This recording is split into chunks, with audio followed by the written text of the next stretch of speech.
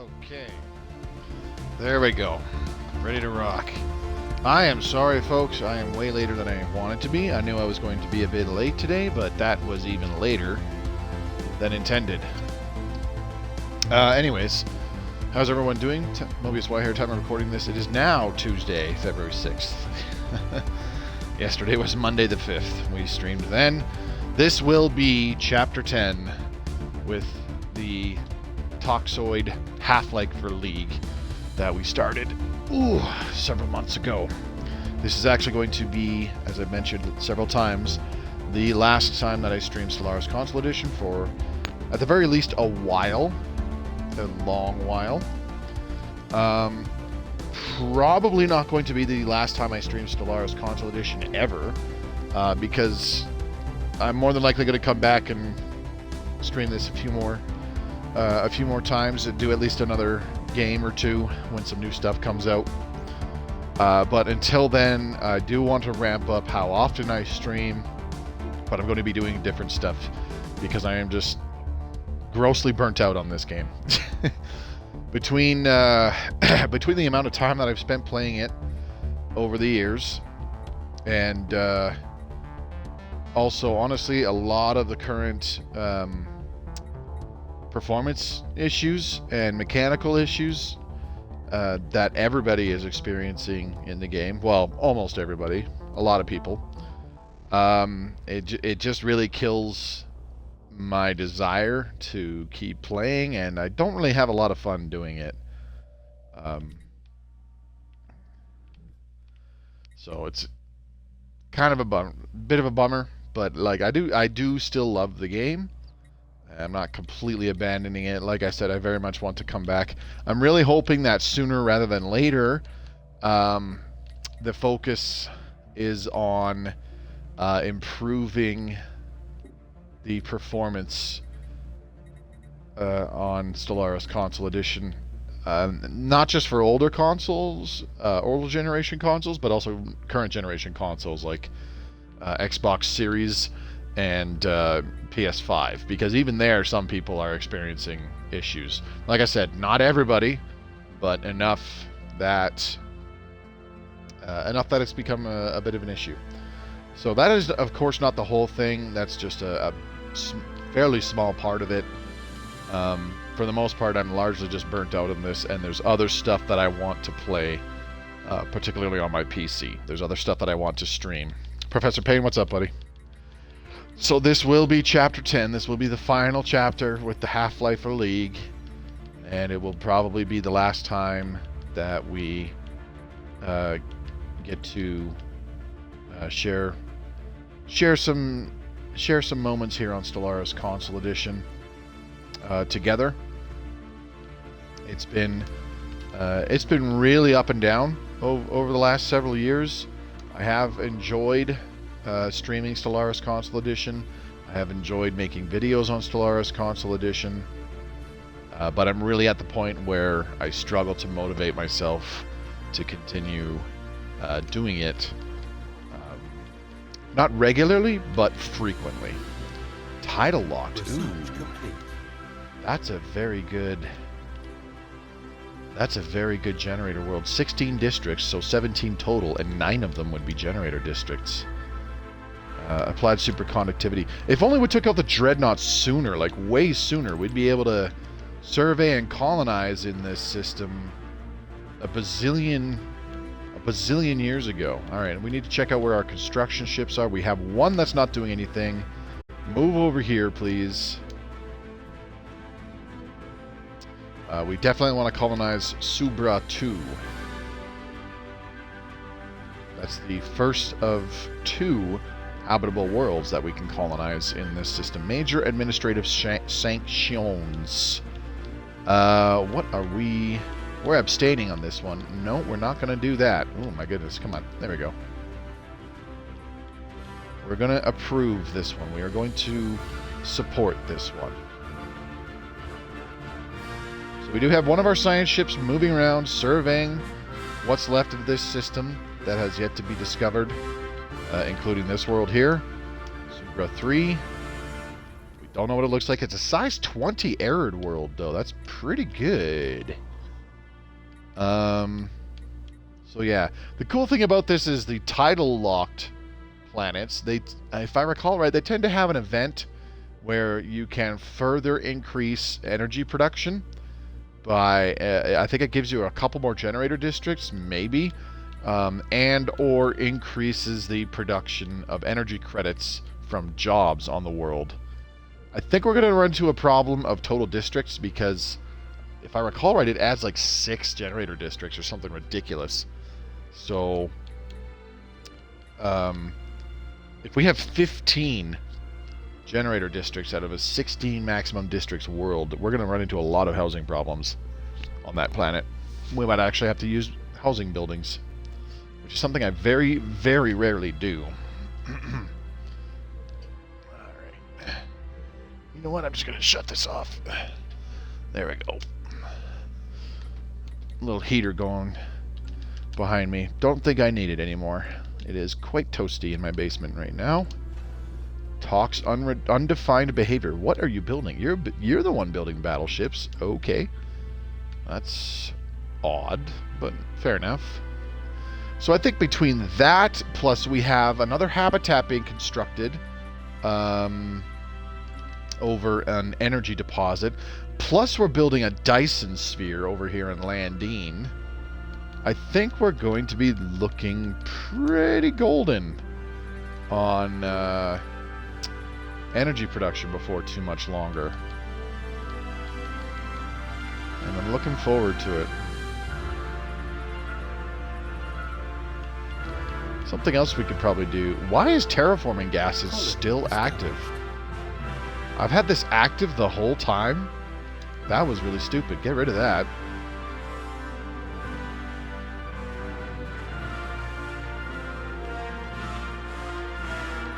I very much like to use this reduce pop consumer upkeep, but we don't have the energy. Unruly Coven. I don't know what I was going to be doing here. Probably research segments would be my guess, because we have 2 planets that are gradually developing to increase our consumer goods output, and researchers do require a decent amount of consumer goods compared to other pops. So I think we were going to start there. Let's go ahead and slap down the robot assembly plant on this portion of the Cybrex ring world, and then we're going to do a gene clinic to get some amenities, some extra amenities on this segment. It's been kind of interesting. I haven't used gene clinics in a very long time. I don't really know. I don't really think that it's been terribly like successful using them. It's just been kind of different. You know what I mean? Let's send you to Vizier's Arms. There you go. You are now an artisan. Congratulations. Come on, there we go. Because for the longest time, gene clinics were really not the way I'd go about it. And then I realized, well, you know what? Creating entertainers for amenities. I don't have any there? Are you kidding me? Amenities are a serious problem there. Let's get some entertainers. Entertainers, aside from the amenities they produce, they only produce 2 Unity? Not even 2. This one's producing 1.5, so they produce a tiny amount of Unity. But I mean, you know, Unity is always nice. If you have, if you wind up having a couple hundred entertainers, well, I guess you wouldn't have a couple hundred because you'd probably only have 40 to 50 colonies, and each one having 1 or 2 entertainers. Yeah, you'd have maybe 80 to 100 entertainers, and each one's not even producing 2 Unity. Whoop-de-doo, less than 200 Unity being produced. They are producing a boatload of amenities, though. However, medical workers produce half as much Unity, but they're increasing pop growth, organic pop growth speed on the planet. So it's like, you know what, for starting things out on a fairly fresh colony, medical workers might not be a terrible idea, because they're still producing some of the amenities that I want. The only thing that they're not producing is Unity, which I kind of just go, whatever. Oh my god, it is taking forever to do anything right now. This is painful. They're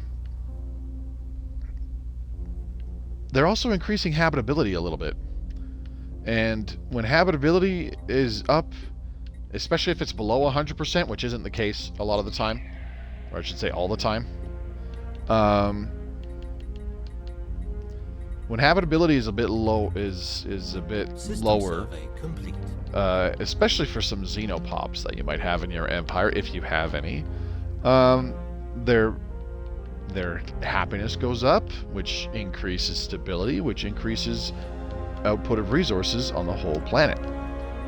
So I mean, it's kind of ultimately you do what you want. I just felt like trying it out, and it hasn't been like a colossal disaster or anything like that.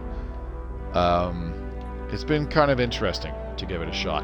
Okay, we have hit Ascension Tier 10 on our homeworld of Hailhome. So that is increasing stability by plus 17. Amenities are we're adding 35 amenities to the world. Governing ethics attraction is plus 350%. Resources from jobs plus 35%.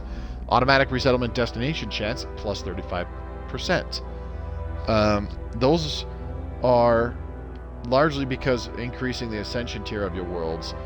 At Ascension tier 10, you've got planetary designation effects 275% on top of what it does by default. So right now, with that 35% extra resources or whatever it is, let's take a look. A single researcher on our homeworld is producing just under 13 points of science per pop, which is, I mean, not a huge amount, but that's a pretty efficient amount. Conversely, let's take a look at the researchers on the ring world. 9.2. Some of them are just 9.0. But yeah, 9.0, 9.2. I think part of it is because we do have a chunk of traits on the pops on this world that are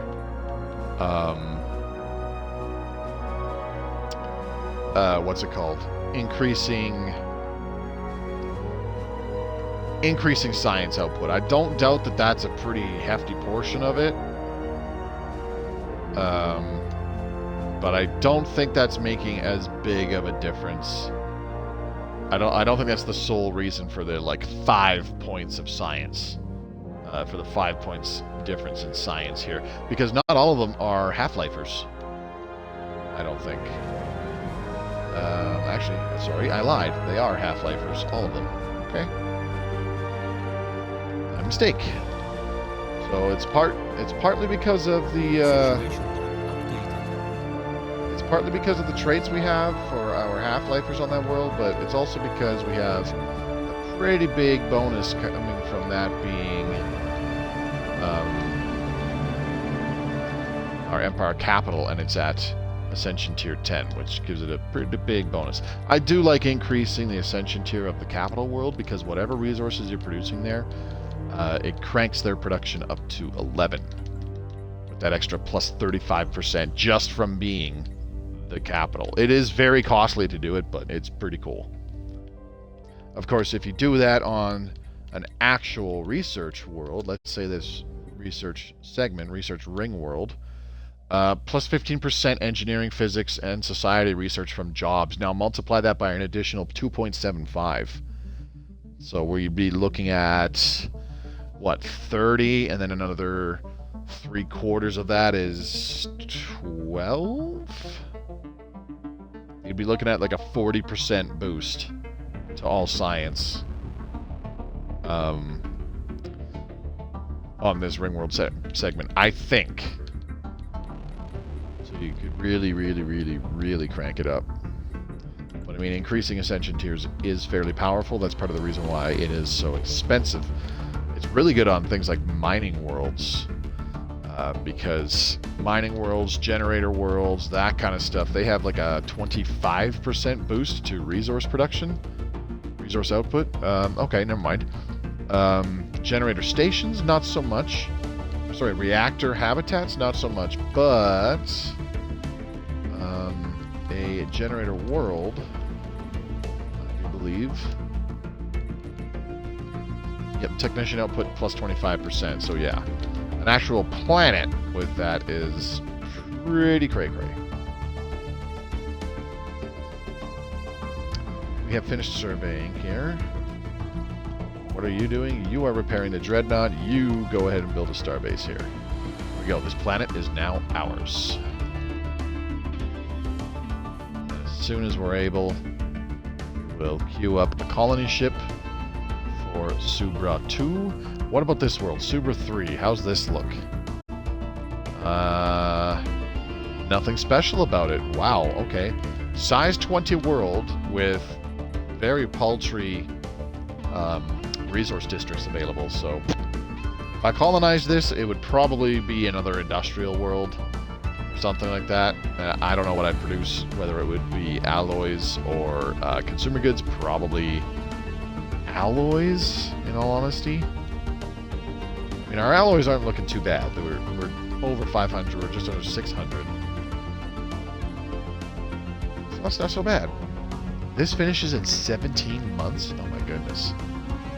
Okay, we're getting close to finishing this. Some things.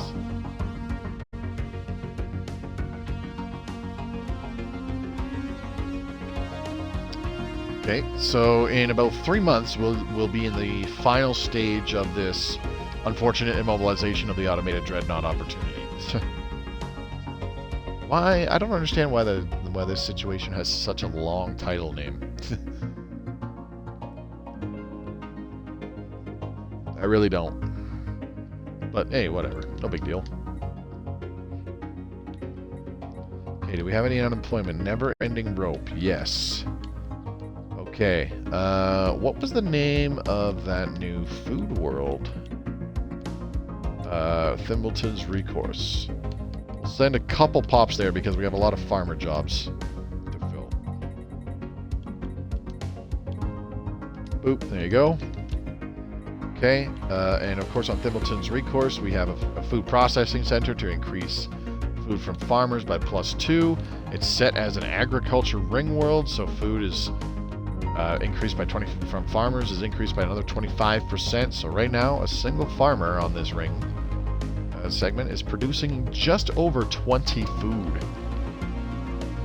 These 6 farmers are feeding 120 pops. So out of 941 pops, they're feeding 120 of them. How many is that in like a percentage? More than 10, I think. Yes, it is definitely more than 10, because 10% would be like 94. So yeah, 6 pops are feeding more than 10% of the pops in the entire empire. Alright, what about the farmers here on Hailhome? Producing 432 food. I don't think... I'm probably on drugs because it's not a direct one-to-one consumption rate. Pops, they don't consume... I'm a little too used to each pop for upkeep requiring like exactly 1 food minimum. Yeah, it's 0.7 for a lot of them. Okay. So, my mistake. So, producing 120 food.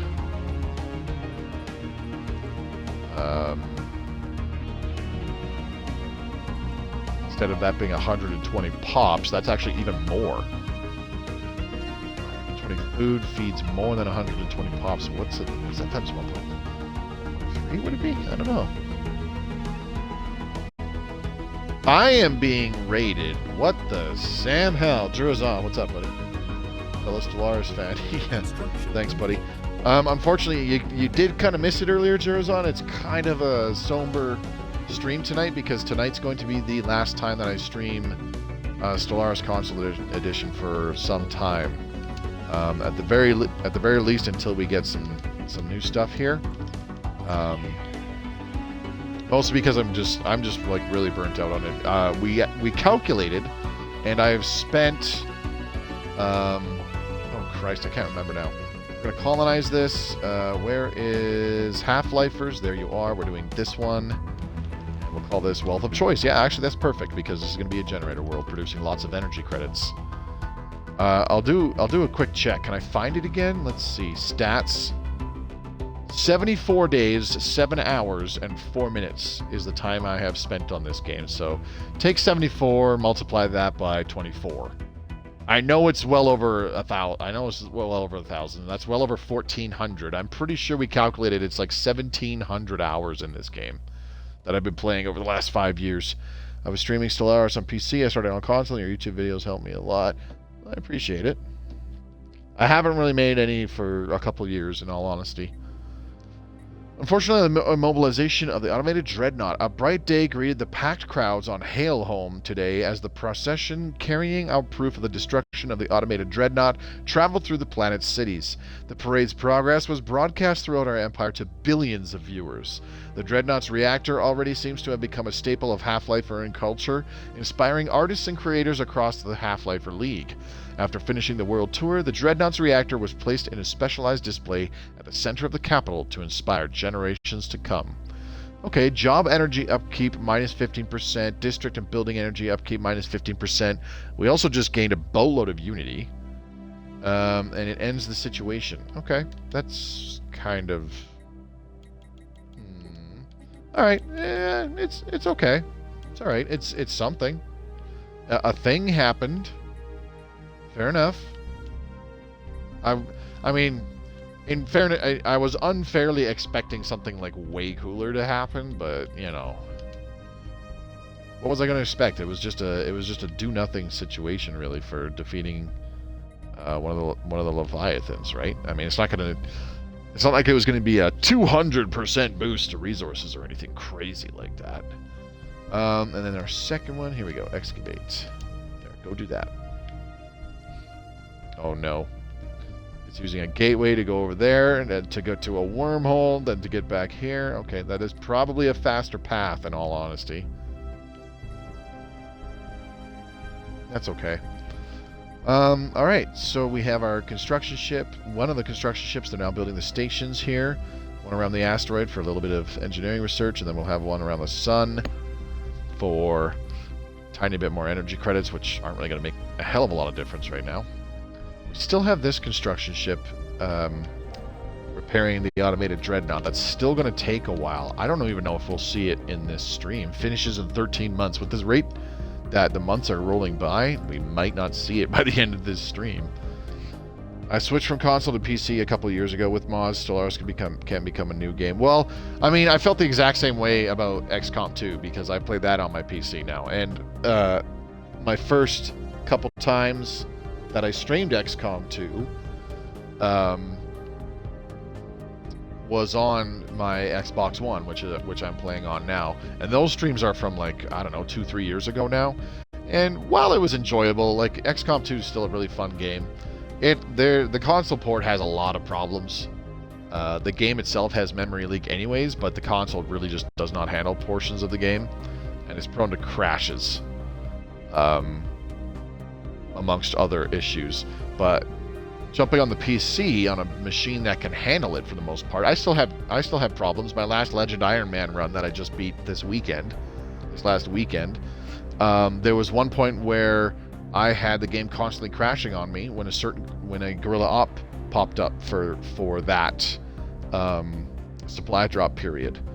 It was like a day before the next supply drop, and then it was always Gorilla Ops. And when I went to click on the thing to bring up the Gorilla Ops, like what they were, what the mission entailed, where they were, what my rewards were, and all that stuff, the game crashed every time. I tried it 6 times, and it kept happening. So I ignored that cycle's Gorilla Ops, and then I was able to finish the campaign.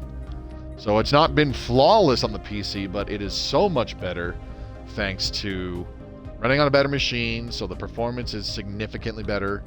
Also downloading mods to improve the game with a bunch of different things, mostly speeding up the gameplay. I found is the most useful for me. Not waiting for some of those super long reload animations. So like I totally get it. If you're playing Stellaris on PC, not just because Stellaris is on PC is like it's up to date on PC, right? It's on a completely different version, but also because you can download mods on the PC version, and there's a bunch of mods that I actually know of that I've seen some videos on over the years that drastically change what the game entails and how it plays, and some of them look super cool. But yeah, starting later this week, probably Thursday this week, I think, or maybe even tomorrow if Joe's not available for MechWarrior tomorrow night, because Wednesdays are kind of my MechWarrior night now. I'll start streaming a couple other games. I've been said it a few times, but I think I'll start the Homeworld series with Homeworld 1. Classic Homeworld 1. Start a playthrough of that, and then I might jump straight to Homeworld 2, and then we'll do Homeworld Cataclysm sometime later. But I do at least want to get like Homeworld 1 and Homeworld 2 playthrough of those done, kind of in preparation for Homeworld 3, because I'm really looking forward to Homeworld 3. Homeworld 1 is one of my favorite games of all time. I've never played Homeworld 2, so I'm looking forward to that. One of the mods I use on Stellaris is planetary diversity, and instead of just 9 different planet types, it has 32 different planet types. Holy crap. How do you pick which one you want? How's Detroit doing? How was our little penal colony doing? Well, we're getting our technicians in there. I probably should have been moving Pops to Detroit in order to help mitigate our energy problems. I need a planetary administration, please. Get going on that. And then we can do some city districts.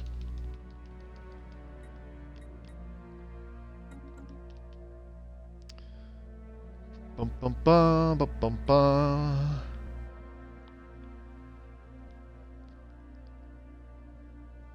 Unfortunately, right now, Stellaris on Console Edition, it's experiencing a lot of problems, mostly performance-wise. It kind of started with getting up to version, what was it, 3.2 or something, with the Overlord DLC about a year ago. Kind of started with that, and then it has gotten worse with the release of Toxoids, which is unfortunate, and it's very noticeable for me because I still play on an older Xbox One console, and it just, I mean, duh, it has more issues running the game, which is unfortunate. I did have intentions of getting an Xbox Series, probably a Series X, because I would very much like a disc tray so that I can pop in some of my older, like 360 or OG Xbox games into the disc tray and play them. Maybe even go back and play like Knights of the Old Republic or some such nonsense. I actually started a playthrough of Knights of the Old Republic about almost exactly a year ago, and for some reason I just stopped. I have a really bad habit of doing that. Sometimes I start up a single player game, and that's kind of what happened with my current playthrough of Baldur's Gate 3, as a matter of fact. I started a playthrough, and I was like, I'm going to play as this class, I'm going to romance this character, yada yada yada, do this, that, and the other thing. And then I'm in Act 2 in it right now, and I stopped playing for like a month and a half for some reason. I do that a lot. I started another playthrough of Dragon Age Inquisition sometime last year again. In fact, I think the reason why it's either I stopped playing through KOTOR because I started a playthrough of Dragon Age Inquisition, or vice versa, one of the two. I was either playing Inquisition, and then I was like, you know what, for whatever reason, I feel like popping in KOTOR and playing that. I started playing KOTOR. Or vice versa. I was like, you know what, I'm going to pop in KOTOR, because it's been forever since I played that. And then I was playing KOTOR, and then I was like, you know what, I want to play Inquisition. And I started playing Inquisition. Can't explain it. Made no fucking sense. Let's just say there's a lot of empires to play through them all. I also use a galaxy mod to increase the galaxy size. I'm currently playing a 5,000 star galaxy, but the mod can go up to 20,000 stars. Oh, good lord. 5,000 stars takes about 45 minutes to load on my PC, so 20,000 stars would probably take about 45 minutes just to load. Yeah, no kidding. At some point, it's like, I don't know. I'd be willing to give that a shot and just to see if my PC could handle it. But you're probably right. It would still take several minutes just to load it. Okay, so we're building a habitat here in Euroglia. I believe this was going to be the one that produces more minerals for us. Yes, it's going to have Astro Mining Base. Here's a question. What the hell? That's right. I rebuilt our fleet. We should have all the battle... Yes, we do. We have all the battleships again. We're going to send them over to here. And where is our Juggernaut? This one. Undefined behavior. Okay. We're going to have the Juggernaut follow our battleships into battle. Because what we're going to do is we're going to... we're going to have our fleets move in. We're going to finally eliminate this blasted Marauder Empire that's been right next to us on our doorstep all game. And they have done absolutely nothing to us. But we're going to go and eliminate them. And we're going to expand to the Dubious Abyss. And secure this black hole system so that we have somewhere to build a matter decompressor. The only thing is I need an available science ship, which I don't have because I'm an idiot. Which one's closer, a Tanstella or a Feral Star? Probably a Tanstella. So let's go to the shipyard. We will build another science ship. Somersault class. Do we have enough scientists? Do we have an extra scientist? Probably not. Kind of got rid of all of our scientists when we had nowhere else to expand to and survey and stuff. This feller here, look at that. Survey speed plus 20%, survey speed plus 10%. Plus 30% survey speed from being skill level 3. I think we have found our scientist that is going to hop into the science ship. Research complete. Let's go ahead and recruit this adaptable one, I think.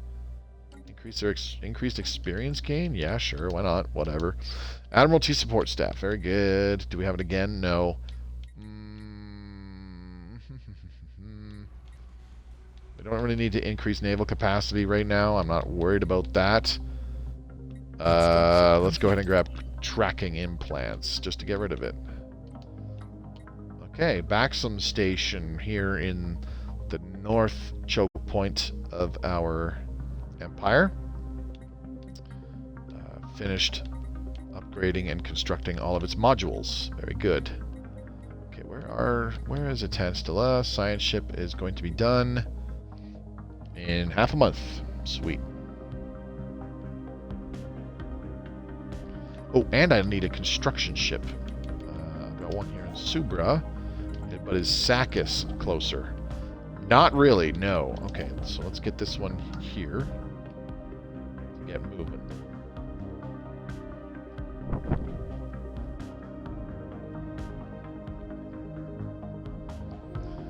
Because I'll need a construction ship to construct the starbase in the Dubious Abyss. We're going to hop over. I'm not going to worry about grabbing these, the Flunf or the Sapir systems, or whatever. Just the Flunf, I guess. I'm not going to worry about the Flunf. We don't care about the Flunf. The Flunf is not interesting to us. We're going to go straight to the Dubious Abyss. We're going to take out whatever's there with our military ships. We're going to scan it with our science ship, and we're going to build a starbase there immediately so that we grab that. And then we'll have our military ships jump over to Sapir, take out what's left of this Marauder Empire, eradicate them once and for all. A little space genocide never hurt anybody. And then we should be clear to survey and starbase these last 4 systems. Then we'll have a nice big blob. Nice big blob of territory for the Half-Lifer League. Let's see. What do we got going on here? I know Stellaris is very CPU intensive on my PC because the CPU temp is higher than my GPU until late game, and once I get into late game and watch the massive fleets battle each other, that is when the GPU heats up more. Which version is the console version on right now? I'm not 100%. Let's see, can I check? Yes, Fornax 3.5.3. It's there in the bottom right. Just below the window, where it says V: Fornax V 3.5.3. We're supposed to jump to 3.6 and then 3.8 later this year, along with getting Galactic Paragons at first contact. Don't know when that's happening. We have not had any release dates announced yet because it's way too early for that. I suspect a big reason is because they have Behavior Rotterdam, who is now working on Stellaris Console Edition. I suspect it's because they have Behavior mostly trying to work on doing things like bug fixes and performance upgrades and whatnot, as opposed to working on getting the DLC in there. I don't know. Maybe that's what they're solely working on. And I'm totally out of left field and don't know what the fuck I'm talking about. Oh, damn, that is a bit behind the PC. PC is at 3.10.4. Yeah, I mean, I'm not surprised. Console has always been anywhere between a year to 2 years behind the PC version. And honestly, it's always going to be that way. I'm constantly hearing people talking about, especially like 2 years ago when we were very close to catching up to the PC version. I was constantly seeing and hearing people going like, oh yeah, we're catching up to PC. Before long, we'll have been caught up and we'll be on the same version. It's like, no. You assume that they have stopped developing the PC version and coming up with additions for it and all that stuff. That's not happening, and that's never going to happen. We'll never catch up. Is basically my understanding. The only way that the console edition will actually catch up to the PC version is if the PC version development completely stops and they move on to like Stellaris 2 or some shit like that, and then console edition can catch up and eventually get to the same final version. But then we'll still be behind because while PC has Stellaris 2, we're still playing. There we go. Dreadnought repaired. This is a momentous day. Our skilled repair crews and engineers have finished their work on the ancient Dreadnought we disabled in the Subra system. The massive warship has received its full crew complement and has been declared ready for service after conducting space trials. A powerful addition to our fleet. Absolutely. Alright, we're going to activate this because why not? Dreadnought. There you are. It has no leader. Oh my god, look at this thing, like, you can see it while I'm playing right now. The game is, like, constantly freezing on me. In fairness, it's only freezing temporarily, but... You know what? Something I kind of totally forgot about is that they still have that Stellaris board game in development, and I backed it. When was it first announced? Like 3 years ago? 2 years ago? I can't remember. I want to say 3. I think it was 3 years ago, 2021. Yeah, I backed it. I totally forgot that that's still happening. Oh boy. That actually has me worried. I should go check on the status of that. Oh no. Okay, who do we want in the automated dreadnought? Let's find out. Do we want a fleet logistician? Probably not, because that accomplishes nothing. You know what? Let's throw in a gale speed admiral, because we need the automated dreadnought to fly faster into the midst of enemy fleets. You know? That is one thing that annoys me about the automated... Ooh, Euroglia 3 habitat complete. Very good. I do believe that is our Astral Mining Bay habitat. The one thing that really annoys me about the automated dreadnought is that... Swindler's Triumph, Bagman's Refuge... Somnolent Morning. Okay, sure. When it's in battle, it has a penchant to run straight at the enemy fleet, and it doesn't stop until it's in the middle of them. Very, very irritating. Okay, we have a science ship here. We need to give it a scientist. This one. And then we move you down to Spielberg. get going, and now we need to move that newer scientist into, oops, here we go. We need to move that new scientist into engineering research. Now, granted, we have definitely lost some research speed, because with the Sapient AI Assistant and the Custom AI Assistant, I believe that previous scientist was adding an additional 15% research speed. That's fine. I mean, it wasn't a backbreaking difference. When I first started playing Stellaris, it was on console, and it was still a version with tiles. I loved that version. I still kind of miss it to some degree. When I would look at YouTube videos, yours was the only one that was console version. Yeah, at the time it was. Everyone else was on PC and was playing with the districts. The planet tile system wasn't too bad. It was just very simple. I mean, it was kind of simple. I told some goats agree with what you mean there. The job system allows you to how do I word this? For lack of a better word, it feels more realistic, because you're not like the Paradox's problem with the tiles was that you throw a pop onto a mining building, and then they stay there mining until the heat death of the universe, basically, because the portrait never changes, and you never move them because they're exactly where you want them to be. That was their issue with it, and that's why they changed it to where you have this job system now. And I can understand the reasoning behind that. I don't think it was as simple as... I think the only reason why it's considered simpler is just because there's less stuff to worry about, you know what I mean? Because in a way, it had its own complexity, because you had to worry about where you were constructing your buildings, like where you were putting your buildings and on what tiles. You want to put the right building on the right tile to maximize the productivity of that building.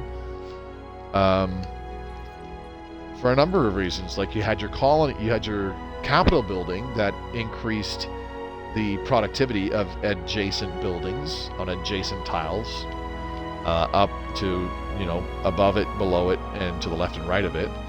And then, of course, you had some buildings that also increased the productivity of adjacent buildings as well. Something that I loved to do on my mining worlds was have it where, on a diagonal adjacent, so like say if my capital was here, where the Habitat Central Control is, I would want to put a mineral silo where the planet on the tile where the planetary shield generator is. That way, these two buildings here, where these two fortresses are, that are adjacent to both of those buildings, are getting a double adjacency bonus from both of those buildings. So they were extremely productive. And then, of course, you could do the same thing with mineral purification plants. I believe those, I can't remember if those just increased production, or if they also had an adjacency bonus. I think they also had an adjacency bonus. I can't remember 100%. But other buildings like that did the same thing. Food processing centers and energy grids and that kind of stuff. They increased overall productivity on the planet, and I think they also granted an adjacency bonus. The only reason it seemed so much simpler is because there was less stuff to worry about. You don't have to worry about consumer goods. You don't have to worry about alloys. You don't have to worry about artifacts and this, that, and the other thing up there, or starbase capacity, all that stuff. And then, of course, on the planets themselves, you don't have to worry about housing, amenities, stability, that kind of stuff. You still have to worry about happiness, but they kind of have it where stability is an amalgamation of overall pop happiness plus a bunch of other things to increase the stability. So I think it's a number of things. But honestly, I really believe that if there was a way to do 1.7, like the tile method on the planets, and being able to put pops in those specific tiles, so you'd have a screen that looks kind of like this, like a combination of this plus the old tile system, and then you put your buildings down on the specific tiles, and then you put pops in those buildings, and that's one way of giving those pops jobs. but putting pops in certain buildings, as well as the buildings you construct, determines what jobs you create on the planet, and then the rest of your pops, you are in this population kind of screen, and you assign them to all the jobs that you're creating on the planet. I think that would be cool. That would be a really neat way to do it. One thing I don't miss is how instead of... I remember the old research labs were split up into 3 different types. You had the basic research lab, which produced like, you put a pop on it and it produced like +1 of each of the 3 different sciences.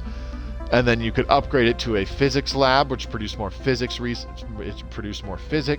then a bio lab produced more society, and then an engineering lab produced more engineering research, and then you would upgrade those depending on which kind of science you wanted to focus on that planet. And there were some planetary modifiers that increased one of the 3 different kinds of science that you were producing. In fact, there's still planet modifiers that do that, but you could really specialize a planet in just one of the 3 branches of science. I thought that was kind of cool. But at the same time, I'm glad they got rid of that, because it is extra micromanaging bullshit that we could do without. There's already enough micromanagement going on. Yeah, the districts and jobs are more realistic, but the tiles were easier to manage. That's the other thing too, is that the tiles were significantly easier to manage. Far less micromanagement. Far less. I think that's part of the reason why I liked them so much, is that it was a lot less micromanagement in the long run. Well, yeah, you got bonuses if you put them on certain tiles, but it was so easy to manage, yeah. I would do the same thing, and I think I learned that trick by watching one of your videos, yeah. I think I tried to cover that. Yeah, and you would get a bonus when you put them on a tile with physics or whatever science was on the tile. Exactly, yeah. And that was the other thing, too, is that some tiles would have an inherent resource bonus on them. And so, like, if we had if this was on a tile that already produced a small amount of minerals, putting anything but another building that produced minerals would eliminate that small bonus. But if we put a mineral-producing building on it, then it produced bonus minerals, because it was how much was on the tile already, plus what we got from the building that we constructed. So it was something.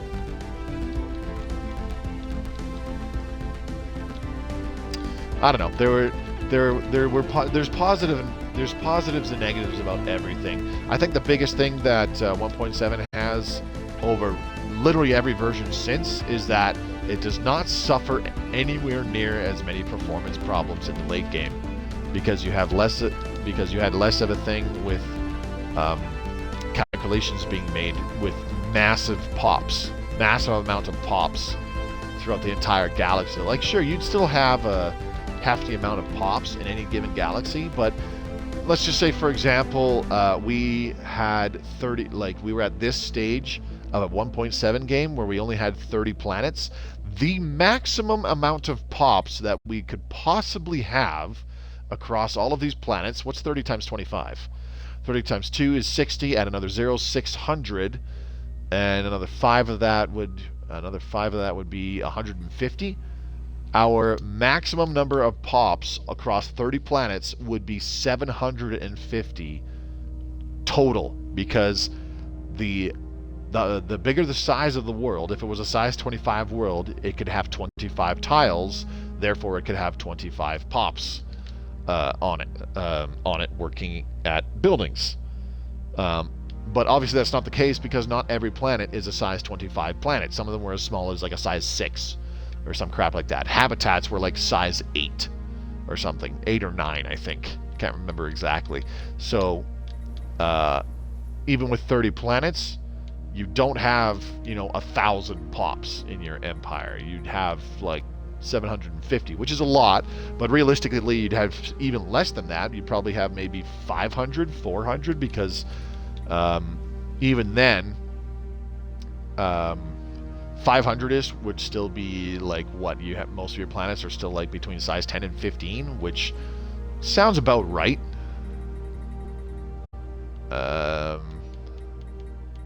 Where do we send you? We send you to Detroit because energy credits. There we go. I don't know. I'm just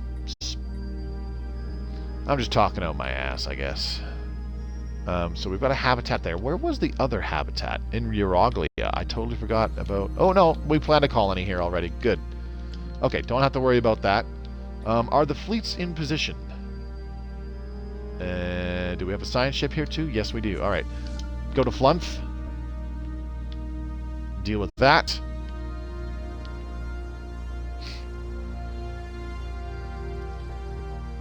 I knew I wasn't the only one that missed 1.7. Yeah. Honestly, though, there's a lot of stuff that would not be doable in 1.7.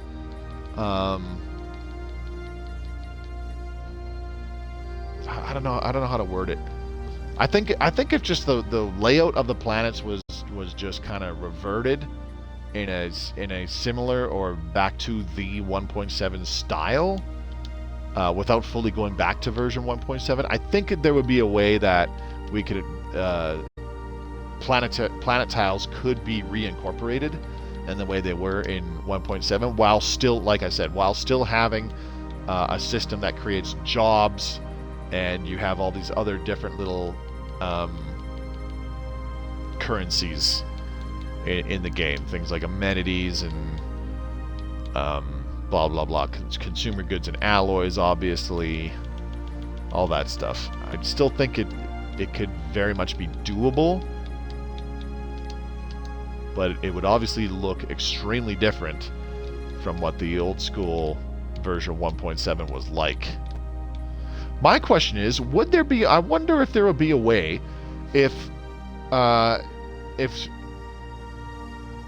would probably have to be on a new Xbox that never downloaded Stellaris Console Edition, and then downloads the game, and then just doesn't update it.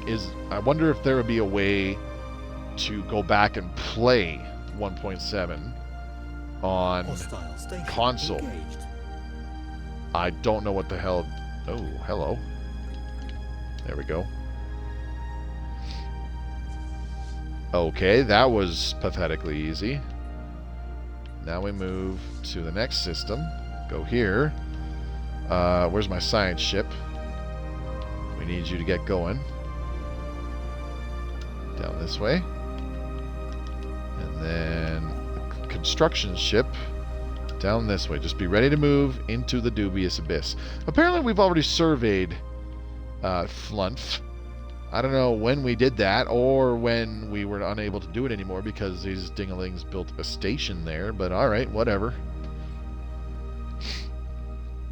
It's not so much that I miss 1.7, there's just aspects of it that I miss. I don't miss the whole core sector worlds systems bullshit. That was dumb. I'm glad that's not a thing anymore. Because if you recall, there were only so many worlds that could be considered part of your I think it was like the core sector or some crap like that, and those worlds you had direct control over. You built what you wanted to have built on those worlds, and then if you went over that limit, you had to create an AI controlled sector, and then the AI would gradually build up stuff on that world. And we all know how the AI builds things in Stellaris on colonies, especially at that time when it was way worse. I've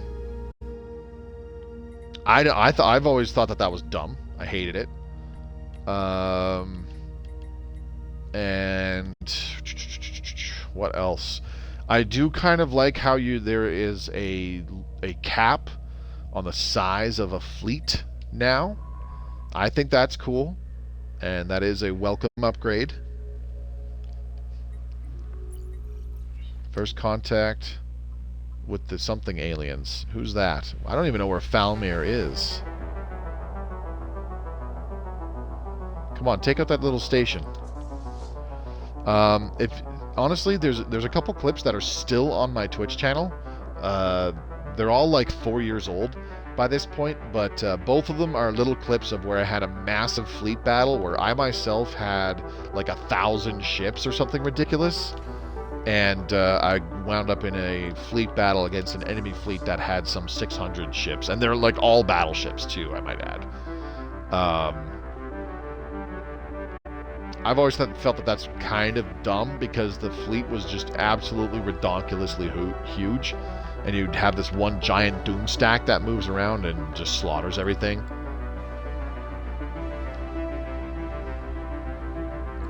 I do like how there's fleet caps now. Naval capacity was handled very differently as well. Naval capacity was straight up, you can't go over your naval capacity or some crap like that. Alright, move in here, survey this system, please. So it's not so much that I miss 1.7, there's some aspects of its simplicity that I miss, which really cut down on the current version's micromanagement, like we discussed earlier, where it's you know, you don't have to micromanage so many different things on your planets to keep your pops happy with things like amenities and housing and all that stuff like that. You still have to keep the pops happy, but not in the same fashion. That you just needed to keep their happiness up, and if they had high happiness, they were more productive. That's all you needed to worry about. There were ways to increase happiness on every world. You could build a paradise dome, which was generally a good idea because A, it increased happiness on the planet, and B, it produced a small amount of unity. Unity buildings, unity production was a very rare thing to do in the old version. I do like how now you can quite literally have Unity producing planets. I mean, there was a period there, I forget which version it was, 2.7 or something, 2.6, where you don't really have any ways of producing Unity apart from an Autochthon monument or something like that. I can't remember, it doesn't matter. But I mean, in 1.7 it was the same thing. The only things you could do to produce more Unity was, well, there was one of the traditions in the, which tree was it? I think it was the prosperity tree, where you have an energy grid, and energy nexus now produces 2 Unity as well. And besides that, you had the Autochthon monument, which you pretty much wanted to build on every world because you were capped at 1 per world, and that was like one of the only buildings that produced Unity for you. So it was a little silly. I thought that was dumb. I do like how you can have strict Unity producing worlds, and that is actually a viable playstyle now. It's also a way to build your empire around that particular mechanic, where you just crank out a boatload of Unity. I think that's super cool now.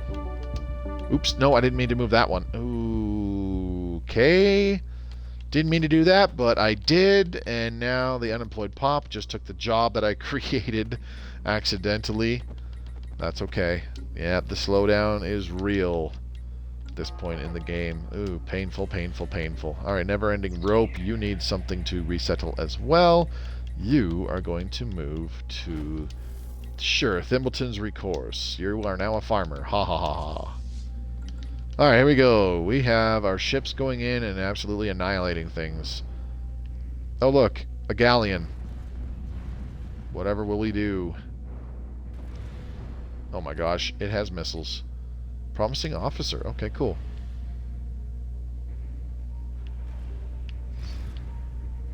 I'm surprised we haven't crapped on the galleon already, but then I remember, oh wait, they have a boatload of hull points. Never mind. I forgot all about that. The end of the Visari freebooters. Alright, very cool. And now there is... Oh, that's a raiding fleet of Visari freebooters. Okay, don't care. I was worried that that was like a rival empire, and they're just like, oh, sweet, now you can move into the Mobius Abyss and scout this area. This will be ours. And I'm like, no, fuck off. This is my Matter Decompressor site. I don't know about console, but there is a way to do it on PC. Yeah, I've seen a bunch of people do videos about it. Aspect did a playthrough on his YouTube channel about 7 or 8 months ago. And he played the 1.0 version. It was the original launch version where you choose what type of FTL travel. Yeah, hyperspace, warp, or wormholes. That's like, that sounds cool in concept, but I understand that they got rid of it very early because it was a pain in the ass. Like the fleet manager on the current version. Yes, the fleet manager is fabulous. It's not perfect. It is far from perfect, but it does really help with micromanaging. When you have a bunch of fleets flying around. As you miss the old Doom stacks, me not so much. I mean, that's where we have a difference of opinion. Can we get... Damn it. I don't want to do synthetics. Because I don't think we are materialists, so we would not be able to... Let's get defense platform points. Sure. Hull points. Well, you could go over the naval capacity, but it would penalize you so much that you dare not go over your naval capacity. Yeah, exactly. It was much more punishing. Fleet manager is good. Yeah, I think the difference in going over your naval capacity in the older version was that it was like, how do I explain this? It was more of a flat punishment, like per ship, that you either went over the naval capacity with or that you had total, compared to now where it's more of kind of like a curve upwards. Like the higher over your naval capacity that you go, the more harsher the upkeep penalties are now. I don't know if that makes any sense.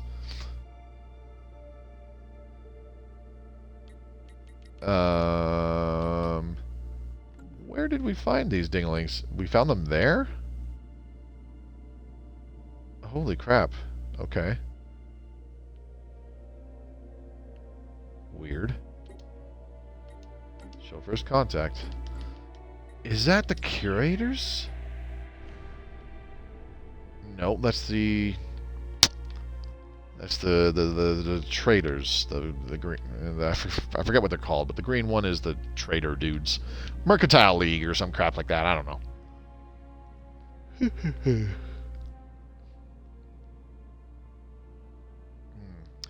See, it's been an hour already. We might not even get the chance to set up our matter decompressor site. That is depressing. It just takes so long for things to happen. Like, I think I said this in the previous stream, that like the last 5 streams, they've all been from the year like 2290, and now we're at 2314. We started this stream at like, what, 2312 or whatever? Maybe 2310? To progress 2.5 years after an hour. Only 2.5 years. Like, that's... It's nothing short of aggravating. Ooh, we need amenities. So let's get a Cyto Revitalization Center going before the Energy Nexus. How is our Dyson Sphere doing? Long way to go still, of course. I can't believe it hasn't even been a year. Actually, it's been just over a year, I think. Because it started at, what, 1,800 days to finish this section? To finish this segment, excuse me. Let's get a Cyto Revitalization Center here as well, because it is very low on amenities. It's only at a whopping +1. What else? Notice, however, since I finished maintaining terraforming gases, our actual gas production has actually skyrocketed kind of a bit. It went from like +6 to +23. Okay.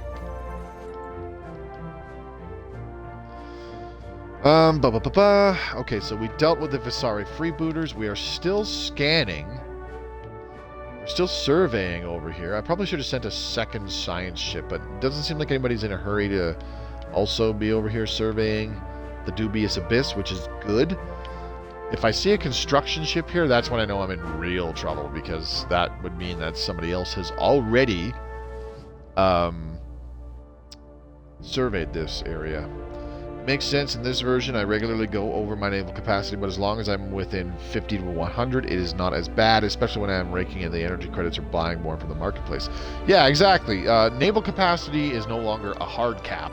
It's a soft cap, basically. I'm pretty sure for a bit there, it actually was a hard cap, because I honestly seem to recall you were not able to go over your naval capacity at all in the first year that Stellaris Console Edition was out.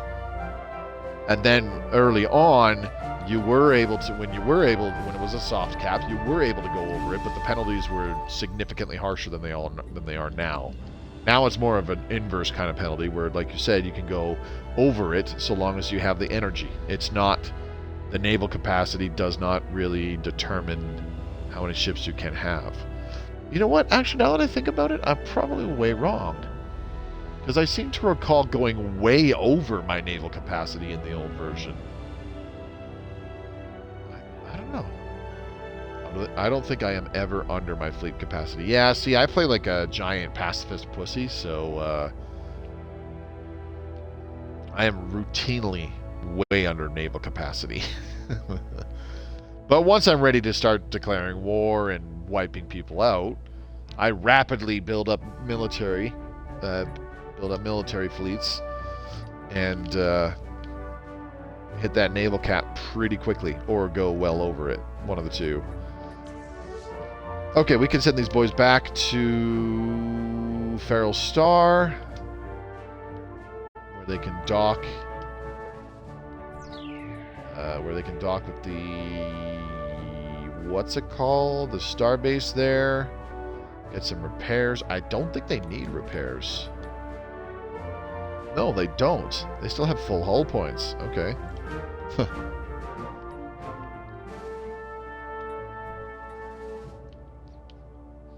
Look at all these little asteroids producing a chunk of minerals. It's too bad you can't build habitats over every stellar body anymore. That was another thing I remember, is that you used to be able to build habitats over like everything. Asteroids, moons, stars, you name it. I don't know when that changed. I'm pretty sure you were still able to do that in like 2.2 or whatever.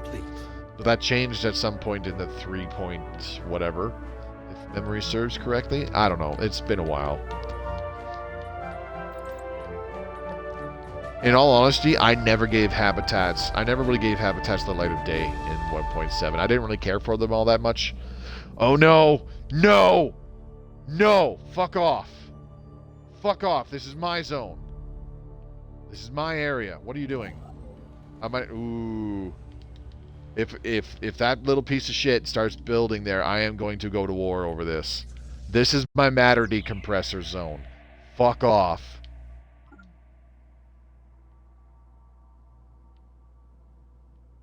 I knew it. How do I increase survey speed some more? Edicts. Map the stars. Here we go. Bam.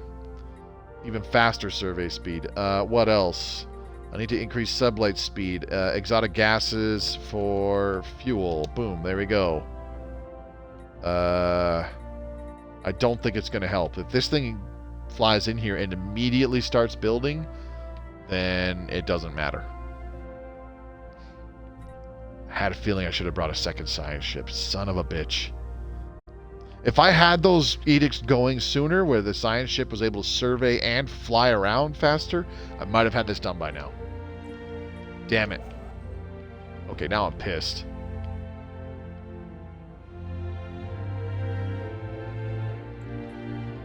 Alright, where's the Saigon Collective?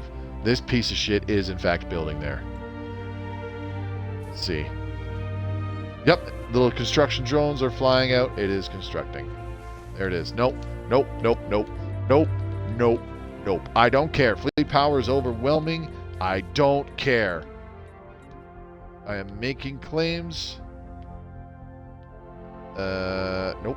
Not on your systems. This is mine. Mine! Damn you! How do I rename system? No. System not restricted. Environmental hazards. Whatever. Don't care. Saigon to collective. Declare war. Reasons. Who cares?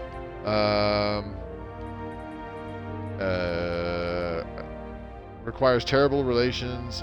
Come on.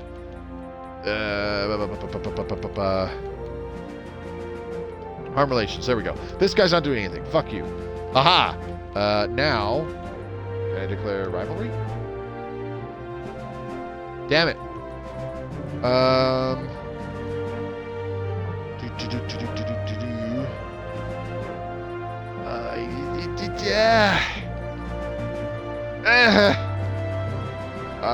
Proposed subjugation. I don't care. Something. Tributary. Sure. Why not? Blah blah blah blah. Whatever. Do that. They will decline it. Maybe we'll be able to use this as a war goal. I don't know. I need this system. Fuck you. Go away. Mine.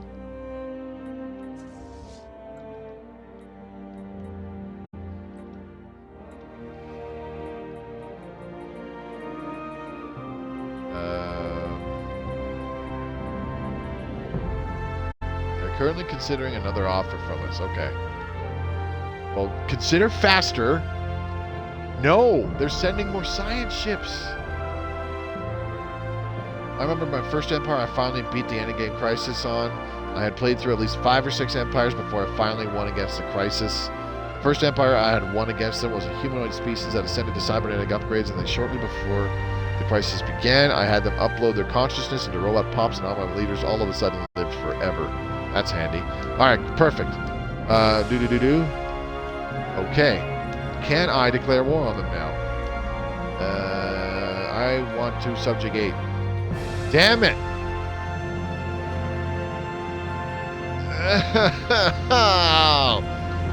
That's... Ladies and gentlemen, this is why you build a Colossus. For moments exactly like this, where it's like, hey, I need a random excuse to go to war with you. Oh, hey, look, the total war goal. Fuck.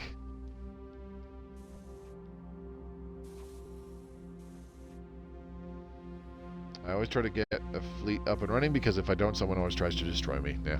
One of my, actually, my earliest Stellaris, the earliest stream game that I did, which was with the Newtonians, we beat the Endgame Crisis, I do believe.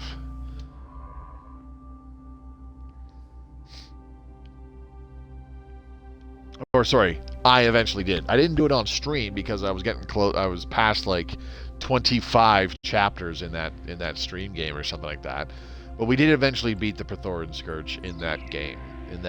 I did it off camera. That was largely when I established that one, and then I was like, I want to start a new game. So it was the Newtonians, and then the one after it, where I was like, okay, you know what? I need to, because I streamed that game like 20 some odd times, and at that time I was doing it like weekly or something like that, or twice a week. So I was like, this is taking forever. So just picture this: I'm streaming once a week, maybe twice a week. We'll just say for posterity's sake, twice a week, and I stream the same game over 20 times. So that's at least 10 weeks of the same game. Actually, I don't think I was streaming twice a week at the time. I'm pretty positive I was only doing it once a week.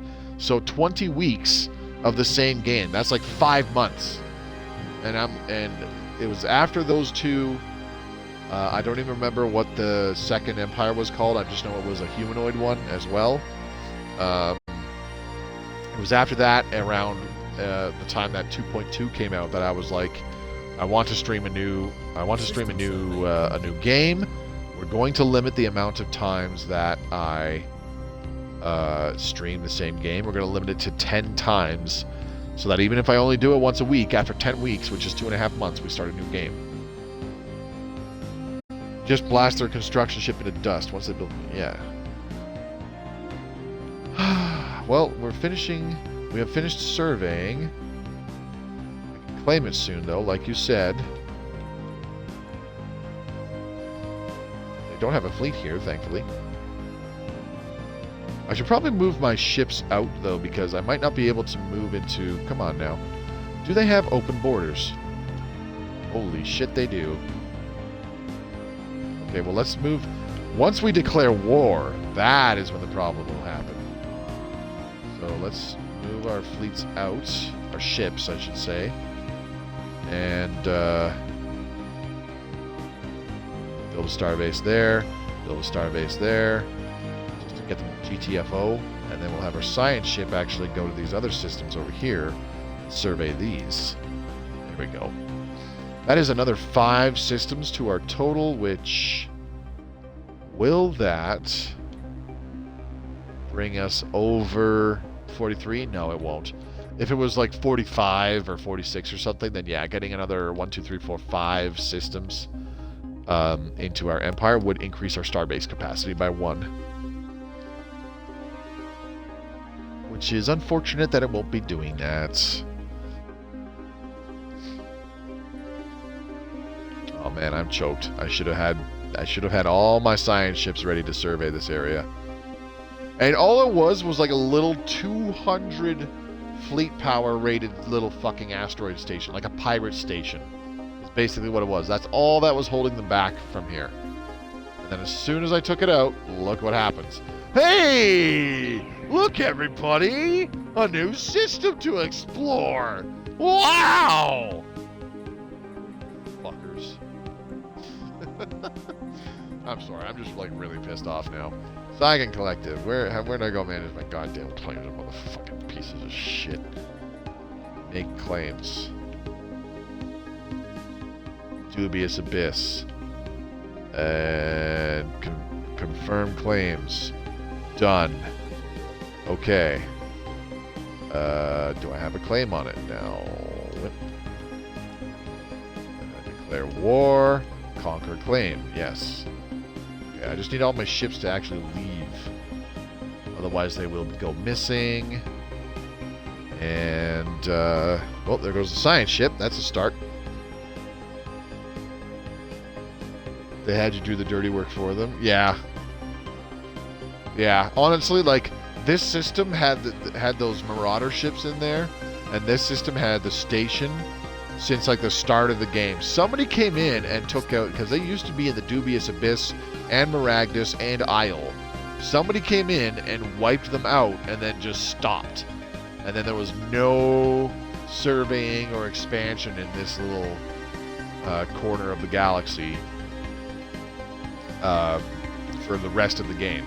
Now that I've gone in and I've cleared it out, suddenly everybody's like, hey! Black Friday deals over here in the Maragdus system, folks!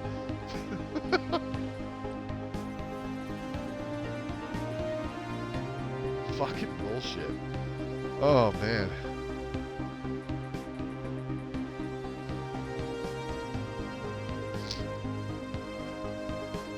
Okay, the ships are all gone. Select my military fleets. Hold off. Don't move towards the sun anymore. Boop, go there. 9 days before they get there. Okay, it'll be take me 9 days to... they're at war with somebody. Interesting. Well, whatever. Conquer. Claim. Declare war. We have declared war. There we go. We have declared war. Aha! Time to move in. This is my system now. I want it.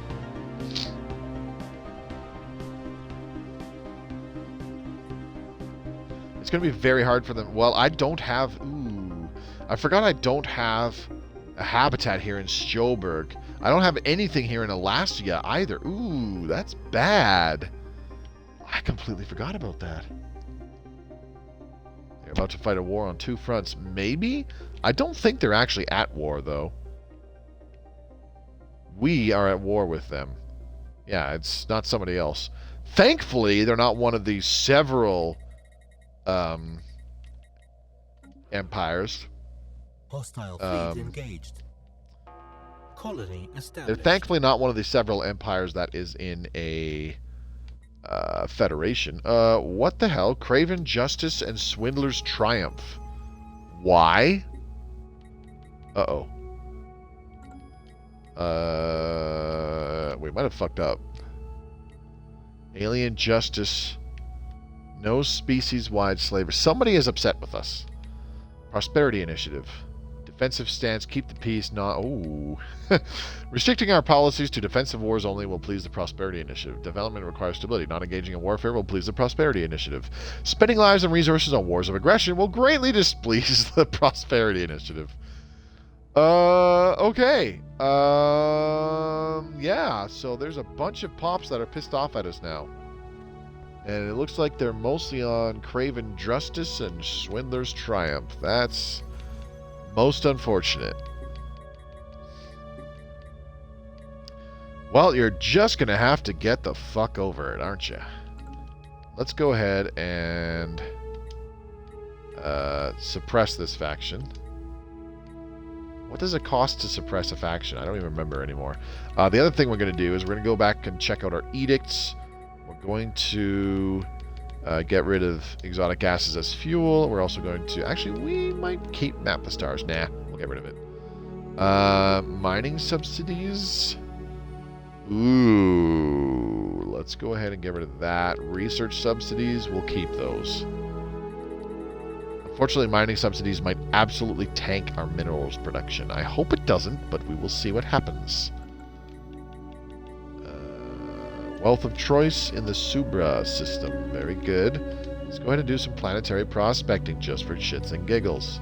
Seeing as how the stream is over in 40 minutes and we're never going to touch this game again. Well, this particular playthrough, I should be more clear. Okay, here we go. And where is Robot Assembly Plant?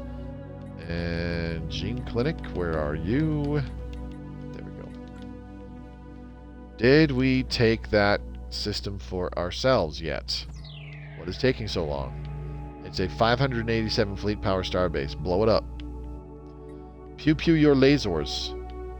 Like, just 2 attack elements. It's problem solved. Come on now. Spaceport under attack. Wait, what? Oh, hello. Those are some big fleets. Holy crap, those are... Oh my god! Woo! Sound the alarm! We have some big enemy fleets closing in. Alright, let's move our own military fleets that are not going to be able to hold up against these things at all. Holy crap. I mean, I knew they were overwhelming ahead of time, but I don't listen to that. Overwhelming my ass. Oh my god, they're going through the gateways. They're going through the gateways. Yeah, well, they need to understand that you need that star system for science. I think it's for decompression. I need to decompress. The system is mine. Why does it not say it's mine? Get out of here with that nonsense. Can I sue for peace now? Settle status quo. What do they want? Half-Life or League becomes a subject under Saigon's collective.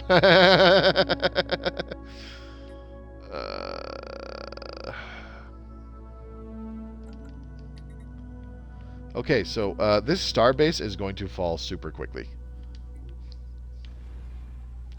It has no defensive platforms, so it's literally just the starbase itself. However, we do have... How strong is this place? Armies. 2481. Wow, not bad. Okay. Okay, cool. Cool. I don't think we can get any more building slots, so this is basically capped. But, here we go. Perfect. Nothing like more defensive armies here.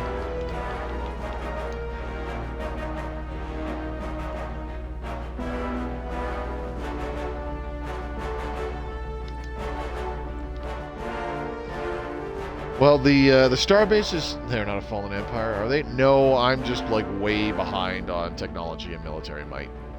Like, way behind. Look at all that. Gross. We will make our stand in the next system. Saanich is kind of blah, whatever. They're on a direct course towards the Uchibia system? What the hell's that? Where's Uchibia? Oh my god! Hello. Alright, well, we have Watchtower here to prevent them from jumping further into our territory. 3,500 defensive armies. I like that. Looks pretty good. Let's add another leisure district. We need more entertainers here, I think. Maybe.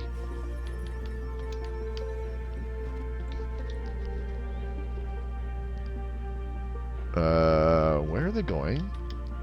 I have an FTL inhibitor.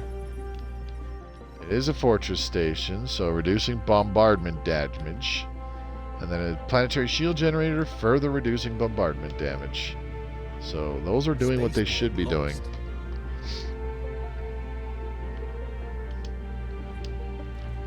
Oh, this is all hangar bays again. Ugh. That's okay.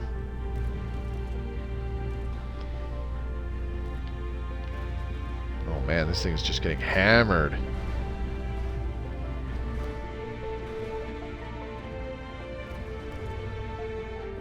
I will be amazed if it takes anything out, honestly. Because I think Digglenuts here has flak or whatever to absolutely wipe out our strike craft.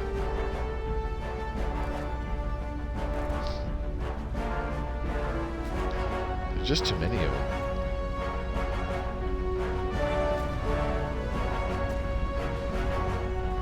Looks like they've gone with a kind of kinetic artillery and some Giga cannons and some other stuff on their battleship designs. Interesting. Well, that starbase is gone. That's fine. No big deal. Looks like we're just waiting for you to declare war so they can call in and kick your head out of your asshole. Yeah, it does kind of. Yeah, it does kind of seem that way. All right, now they're gonna go and start bombing Watchtower. Is that what they're gonna do? What are these guys doing? Hey, guess what they're doing? They're moving into bomb hotbed. I should probably close in there and take out... Ooh, I don't know. Do I want to deal with this starbase here? I don't know. Do I have... No, I don't. That's a problem. Okay, well, I need to move in and deal with them at this starbase. Tempest spent. Forces from the Kirim Foundation have succeeded in destroying the main facility of the Grey Tempest. With the neutralization of its subspace transmitter, all existing Tempest and Nano machines have been rendered inert. Unable to maintain their cohesion, their ships have dissolved into nothingness. Perfect. That is actually really, really good. Okay. First Void Lurcher, I need to assign a new... Hostile fleet detected. Whoa. I need to assign a new Admiral to the first Void Lurchers. 50 Corvettes, whatever. And I've got an aggressive plus an engineer one. Okay, we'll do the scout one. I don't know. Yeah, we'll throw in the aggressive and engineer. That's fine. Okay, select all military fleets. You are set to aggressive, I hope. We are going to prep them to move into this system. I probably should have moved them in when the Saanich starbase was still under our control, because that could have helped with taking on these dinglings. I'm going to wait until these other fleets move away, though. We might have a chance if it's just this one. I highly doubt it, but we'll see. And then, of course, we have a whole boatload of fleets moving into here. I don't think our boys here in the Dubious Abyss are going to hold this system. It's like, all I wanted was a black hole, and then everything just went to shit. That's hilarious. Hostile fleet detected. Oh no. What do we got going on here? Incoming transmission. Somebody wants a commercial pact with us? Okay. Why are they proposing a commercial pact? Decline. This is a fight we're going to drastically lose. Hang on, wait, let me check out my policies. War philosophy. Nope. War doctrine. We already have rapid deployment, so that's good. We're going to change it to hit and run, because we're going to need to GTFO. Can I change this from wealth creation just yet? How much energy are we getting from trade? 401. So if I change it, we're actually going to lose 200 energy credits per month. That's not so bad.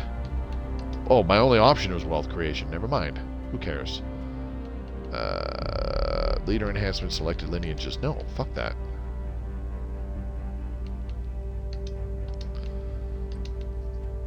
That should be fine. Let's see how this battle pans out. So many corvettes. We're doing some damage. They do not have a lot of battleships. The problem is they have so many bloody corvettes. That is always the problem. Alright, hang on. You need to be set to aggressive, Brochacho. Oh, you already are shooting at them and stuff. Okay, good. Pew pew. I guarantee we will wipe out their cruisers and battleships. Well, maybe not wipe out, but drastically... Oh, never mind. We've already lost half of our battleships. Sick. 3 fleets. Oh, boy. We did a number, though. One of them has no more battleships. One of them is down to 3. The other has 5. Can you escape? Nope. You might die. Yeah, you are going to die. Because you are explode in space. Fleet destroyed. See ya. Wouldn't want to be, Let's see if this is a cool explosion. She's going down, laddies! You hate to see it. Kerboom! Nope, just poof.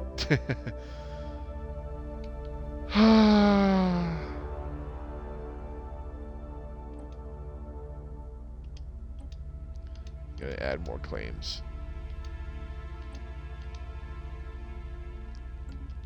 I just want the dubious abyss, damn you. All you had to do was give me the dubious abyss.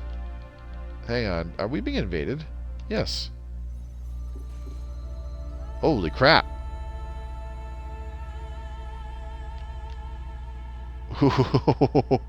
They've got gene warriors. Oh, man. Okay. And, of course, they came through the L gate as well. Oh, boy. This just went to complete shit. A scientist has gained the adaptable trait. Well, that's some good news in this sea of everything else falling apart.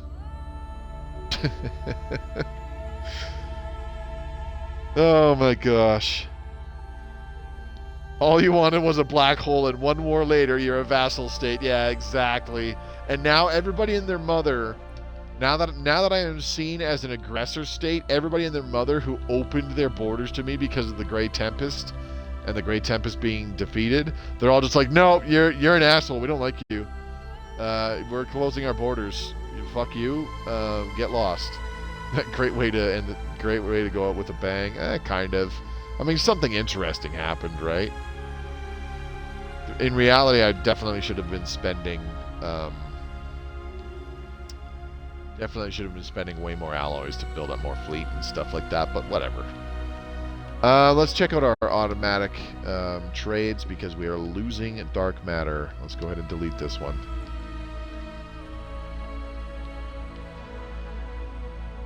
Okay, the fleets are gradually moving in to attack each other.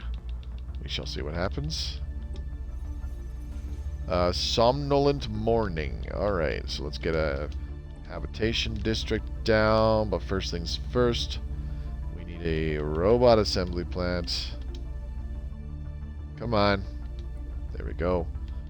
And a gene clinic. There we go. Alright, and let's move this up top so that you get a job out of it. Okay, here we go. Fleets engaged. Give them hell! Or try to. If you are unsuccessful, that's fine too. We still get a participation trophy. Oh my god, look at all that kinetic battery. No doubt about it, they definitely use giga cannons. Yikes. Alright, Corvettes, go in there. Strip shields.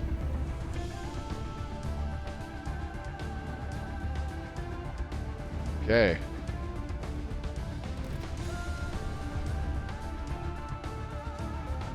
Kind of doing a number to their Corvettes, yeah. Took out a battleship, there we go. We're doing some damage. Our cruisers are getting absolutely annihilated. Destroyers aren't holding up very well.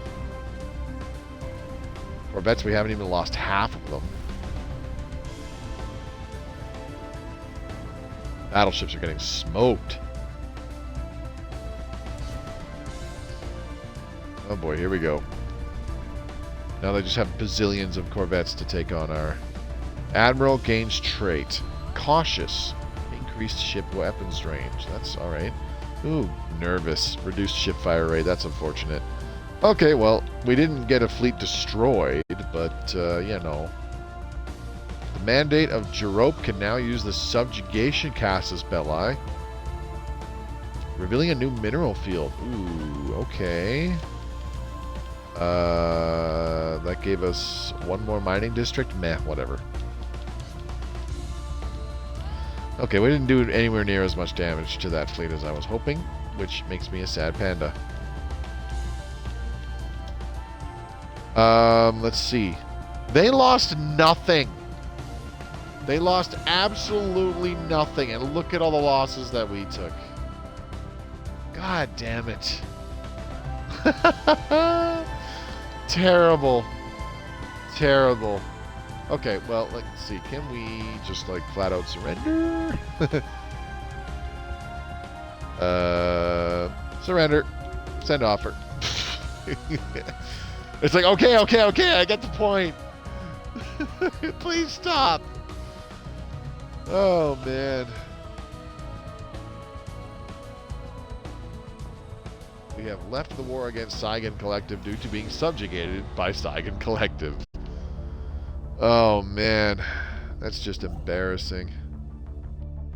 Alright, can you build a starbase? Oh, you can. Sweet. Just grab these systems. Well, on the plus side, we're a protectorate, so that's cool.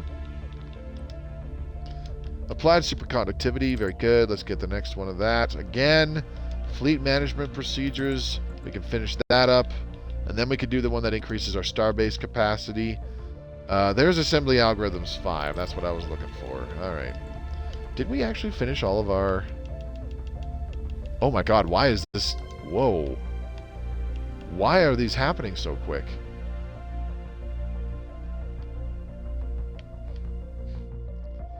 I'm not producing that much science all of a sudden, am I? No way.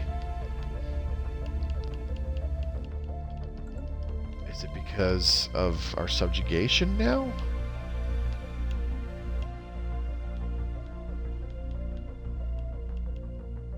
Must be. Overlord has this technology, minus 80%. Yeah, that's exactly what it is. They're way ahead of us in technology, so we're going to get smoked. Ever feel like your life is all about the have-tos and never about the want-tos, Half-Lifers? Here at Gurray Nation, we live for doing the things you don't want to so you don't have to. Enter a commercial pact with us and maximize the meaningfulness of your existence. Decline.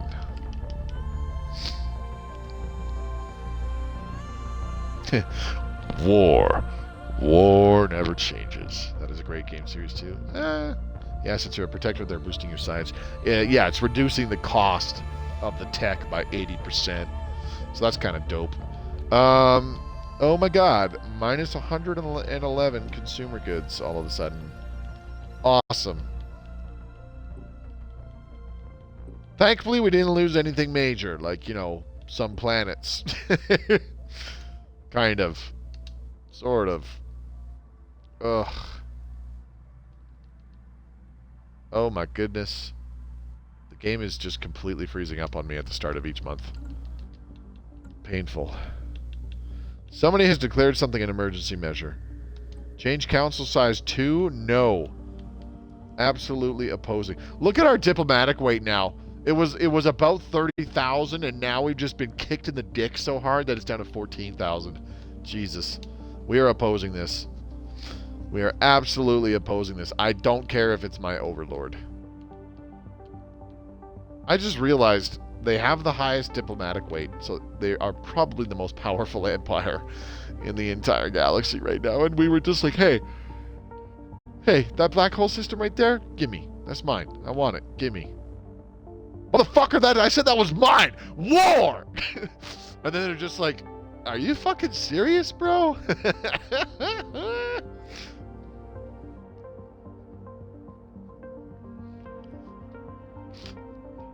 That was the Stellaris equivalent of I said a lot of threatening words and I threw a punch at them and they just deftly like turned their head to the side and made my punch miss, and then they flicked me in the fucking nose and made my head explode. Federation Association offer. Sure. Why not? Hey, we're gonna change our war philosophy now. just so you're aware, we're going on the defensive now. we're not the aggressive warmongers we used to be, you know, all those decades ago. Well, sorry, all those months ago, I guess you could say. Those times are behind us. You don't have to worry about it anymore. Oh man. Oh wow, look at this. The Prosperity Initiative really does not like us. Oh boy.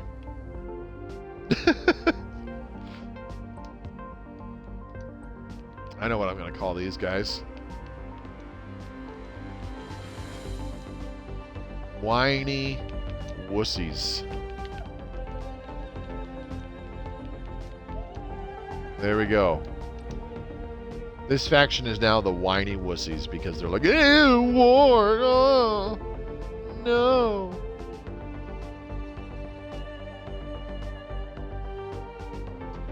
Sorry, pal, this is Stellaris. War happens.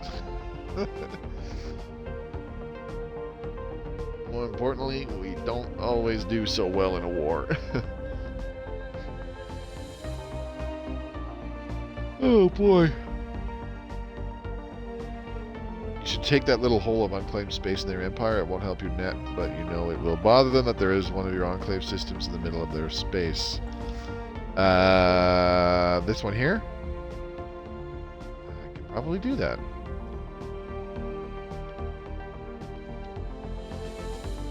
Well, I think that seeing as how it's an AI, I don't think it'll bother them at all. And there's very likely a reason why they haven't surveyed there yet. I suspect it's because there's a Leviathan there. That is my first guess. We'll try to get a science ship over there to check it out and see if that's the case. Okay. It's not the dimensional horror because it's not a black hole, so we know that.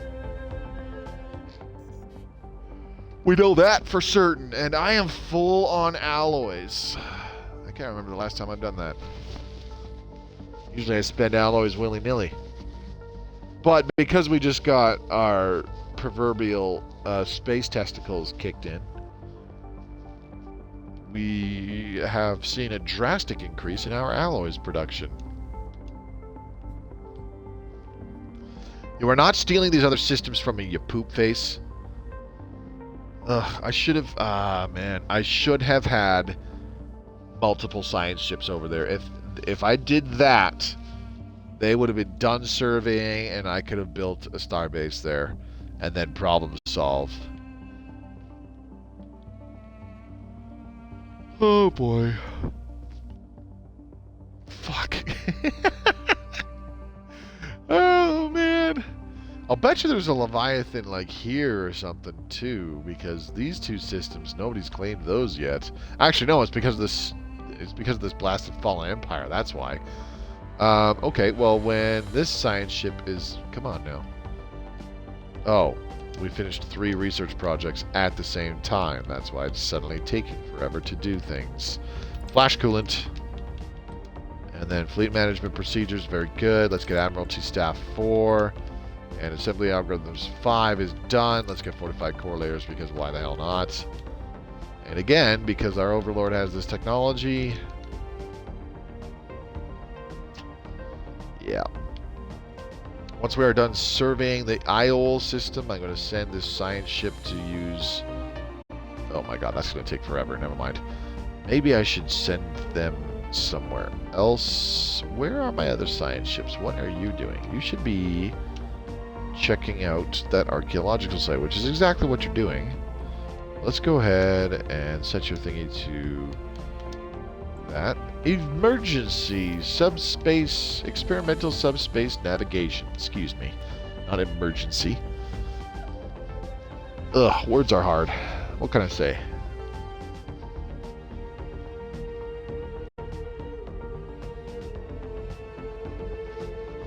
Well, that did not go how anybody would have wanted. I was about to say how I wanted, but that did not go how anybody wanted whatsoever. It's okay. It's okay. Broken gates. Yet another brutal sight. Sweet. We have enough minor artifacts to fully upgrade a mega art installation. Yes.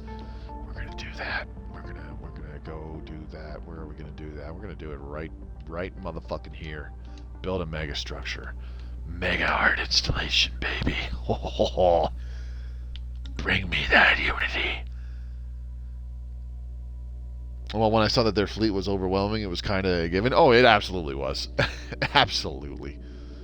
What the hell are my fleets doing over here?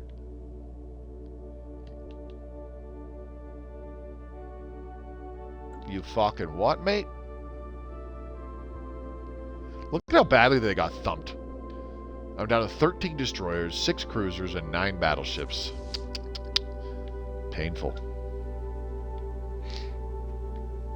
On the plus side, we can use our Overlord's gateway system now. Did I not send a science ship over to... What are you doing? Move here, dang you. I want to see what's there.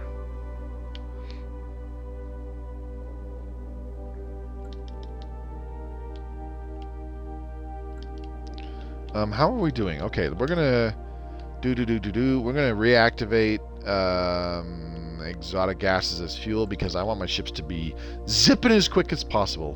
Where are you going? You are jumping 1, 2, 3, 4 systems to get to that gateway.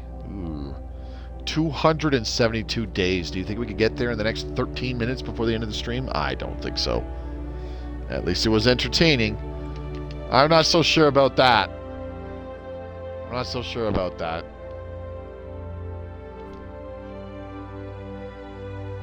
Like in that particular instance, in that little interstellar war, I basically brought piss to a poop fight. Like that's what happened. They were prepared with like the giant Triceratops pile of poop from Jurassic Park, and I still just had a cup of urine, and that was it.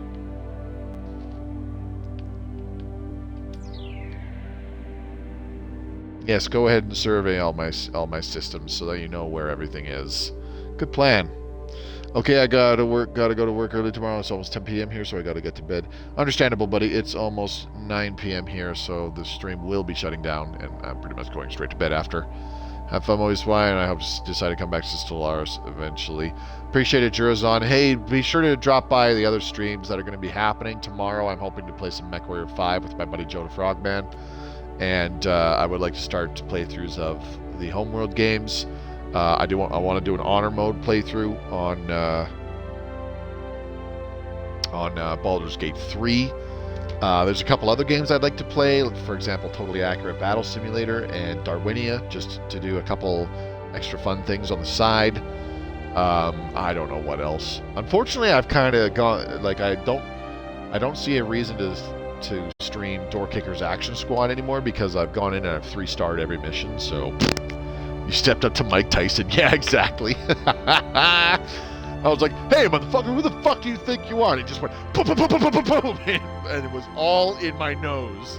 And I was just like, oh, okay, I surrender. Please stop. Woo! Okay, how's our Dyson sphere coming? Is this even close to finishing the first set of panels? No. We're still only like 2/3 of the way through it, because we still got over 600 days out of like 1,800 that we started with. Oh, that's just painful. See, this is a big reason why I'm taking a break, because the late game is just atrociously bad. And I don't want to play on small galaxies with practically no empires all the time, because that straight up does get boring.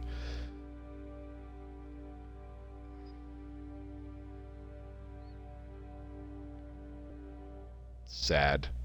Sad Mobius, sad. I do like playing on a small galaxy with no other empires if I'm just doing like a super turtle, you know, how massive can I make my economy and build up my fleets before the endgame crises arrive. You know, that is kind of enjoyable. But at the same time, like, there's nothing else going on. It's literally just expanding. But I mean, I guess it's no different from how I play now, because I barely engage in diplomacy, as is.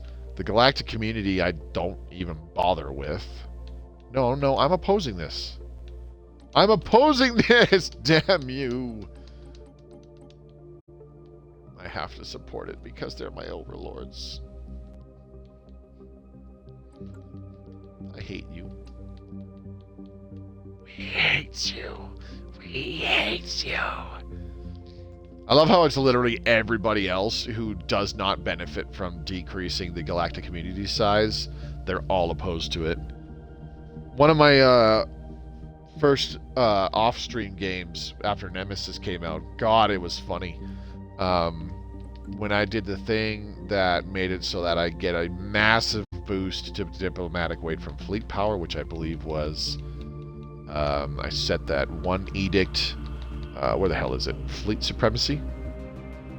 Whoop. Where was it? Fleet supremacy, yep. Diplomatic weight from fleet power, plus 10%. And then also change diplomatic stance to supremacist. Diplomatic weight from fleet power, plus 100%. I did that, and then my my diplomatic weight jumped so high that my total was higher than the rest of the galaxy combined. And at that point I was like, change council size to 2. And then the other person that would have stayed on the council approved it, so that went through very easily. And then I did change council size to 1.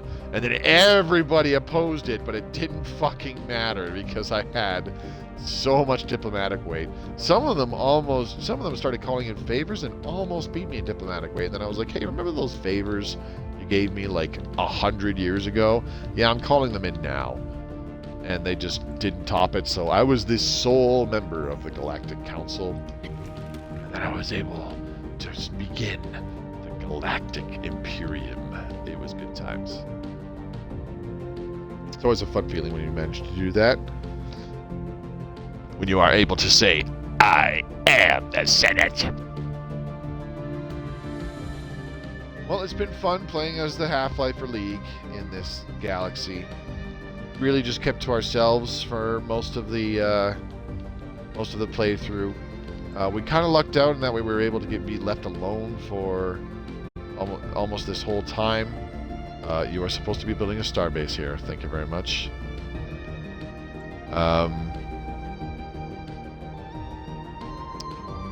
Thanks to the Marauder Empire being in this portion of the galaxy. And of course the Fallen Empire up here. Nobody really bothered us too much. We also had up in this area, I think people were just constantly fighting over this little bit of systems, maybe. And then we had these guys down here who were pretty indifferent to us. So we were able to just kind of hang out, do our own thing, as is common on my playthroughs.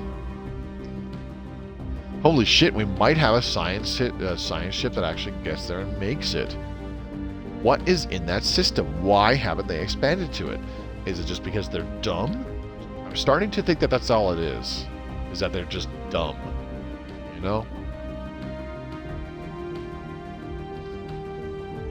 Now that we're able to see the far reaches of the galaxy, are we able to make contact with the Curator's Enclave. Nope. Still don't know where the hell they are. That's mildly annoying.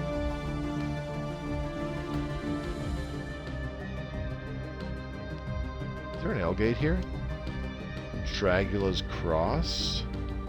No, it's a regular gateway somewhere, I think. No, it isn't. Okay. So why is there... This system contains a hyper relay. Why is there a symbol for there being a hyper relay there? Probably because it's sitting there all by itself and it's not connected to a network? I wonder. Genuinely curious now. All of these are terrible and I don't want any of them. Grab matter compression. When you're Mike Tyson, you don't have to be smart.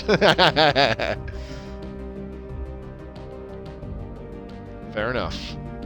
Fair enough. Alright. We are very, very close to our science ship, zipping into this system of Chirgamore to take a look and see what's there. We'll survey it. Look, Master. We do a good thing. Please stop beating me. I don't need you hitting me anymore. I learned my lesson. I'm trying to help now. Oh, man. Insidious Ophidians. What? We have detected swarms of creatures burrowing up beneath our colony on Wealth of Choice. They could emerge any day now. Our scientists theorize that surface vibrations may have awakened them from some form of subterranean slumber. Mobilize scientists and soldiers. That's not a good sound. What? Or a good thing? What the hell? Flash Coolant 4. Okay. Let's get Flash Coolant 5. That's always cool.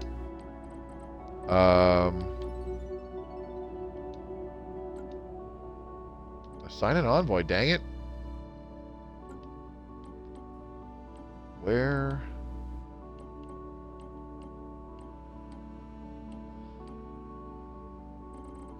It's not in a situation either. That's unfortunate. Okay. Is it a planetary feature? No. Also not a planet modifier. I wonder what comes of that. For a second, I thought it was something from moving into the Chirgamore system.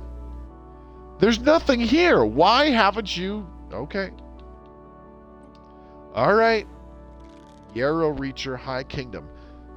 Here at Yarrow Reacher High Kingdom, we consistently deliver more for less, and today we would like to offer you a deal you simply cannot refuse. A commercial pact with us! Tell us you can't refuse. Guess what? Declined. Fuck you.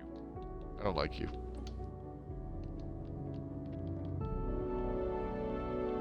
Interstellar expansion, increasing our starbase capacity. We can do this one up to 5 times. Not that it matters. Okay. Well, we've checked out what's here in this system. There's nothing there, which is beyond disappointing. When is the effervescent swoop returning? 2317 1219. Man, that's going to take like 10 minutes just to get to the end of this year. I kind of want to wait to see if there's anything in the Saval system and in the system next to it, because nobody's been there thanks to this Fallen Empire being right in the way. But whatever. It's pretty much we're just under the 2-hour mark. I'm just going to call it there because there's really nothing else that's going to happen. Ooh, proceed. Proceed. There's pretty much nothing else that can happen in a minute, seeing as how a minute is like half a month. So I'm just going to save the game here and call it a night. This has been the 10th and final chapter of the Half-Life or League playthrough. And as I said at the beginning of the stream, in case those of you missed it, this is the last time that I stream Stellaris Console Edition for quite some time. No idea how long that's going to be. Probably up until we get some new stuff. I would like to come back to this and play it, but I'm just going to kind of wait to see. Hopefully we get some performance improvements before some DLC comes out, because it's what's the word I'm looking for? Jesus, I don't know how to explain it. It's really disheartening knowing that the game currently is in the state that it's in, where once you get to late game portions, it just takes forever for time to pass. And I've already spent like 1,700 hours in this game. I don't need to spend more of it by watching timers tick down while I'm waiting for things to happen in the later portions of the game. Of course, I could very well just get better at the game and start wiping out AI empires a lot sooner, so that, you know, I'm committing genocide earlier on and dealing with the slowdown problem before it becomes a problem.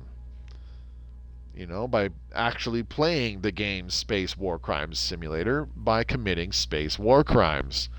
Who knows? But yeah, so big thank you to Professor Payne and Jurazon for dropping in the stream tonight. Greatly appreciate it. Night Mobius, see you next time. Thanks, Professor Payne. Hopefully I'll see you tomorrow, buddy, for some Mech Warrior. Yeah, so that's going to be it for now. Those of you watching this in the future on YouTube, do be aware on this Archives channel, there won't be another Stellaris Console Edition stream for quite some time, probably many months.